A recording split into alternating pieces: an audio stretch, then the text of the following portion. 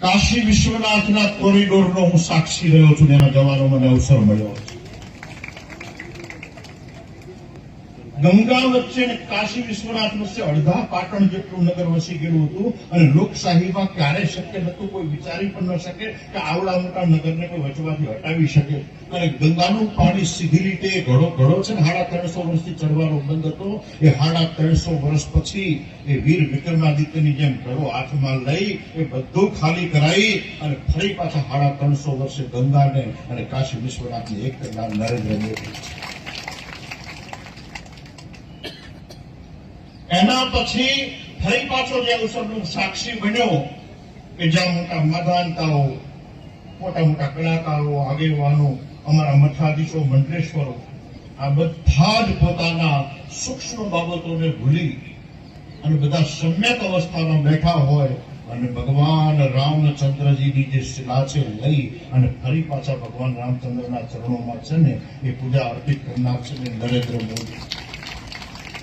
આ ચૂંટણીઓ નથી. ચૂંટણી માત્ર પ્રક્રિયા હોય કોઈને જીતાડવા પૂરતી હોય. ચૂંટણી નથી. આ ઐતિહાસિક પરિવર્તનમાંથી પસાર થવાની પ્રક્રિયા છે.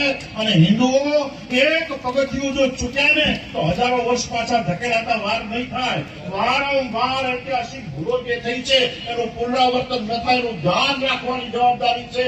આંતરિક કોઈ પણ નાનો મોટો મતભેદ હોય તો એ રાજકીય છે, પણ ઐતિહાસિક ભૂલ ન કરવાની જવાબદારી આપણી છે. આ જયારે મહિલાઓના માથા ઉપર આ પીળા અને કેસરિયા સાફા જોઉં છું ત્યારે લાગે છે કે ફરી શંકરાચાર્ય જીવંત થયા છે, ફરી રામાનંદાચાર્ય જીવંત થયા છે, ફરી વલ્ભાચાર્ય જીવંત થયા છે, ફરી રામાનંદાચાર્ય જીવંત થયા છે.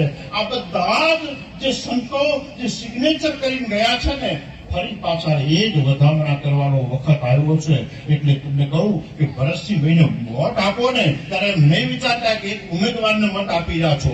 તમે ફરી પાછા એક ઇતિહાસને છે ને પુનઃ સ્થાપિત કરવા જઈ રહ્યા છો અને એની સિગ્નેચર કરવા માટે તમે જઈ રહ્યા છો. એટલે બધાને વિનંતી છે.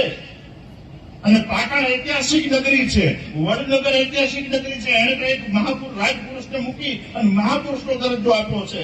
પાટણ પોતાની પ્રભુતાને ક્યારેય ભૂલ્યું નથી અને પાટણ પોતાની પ્રભુતાને ભૂલવાનું નથી. એવા દાવા સાથે અને ભરતસિંહ સાથે મારો વ્યક્તિગત પણ ખૂબ નાતો છે.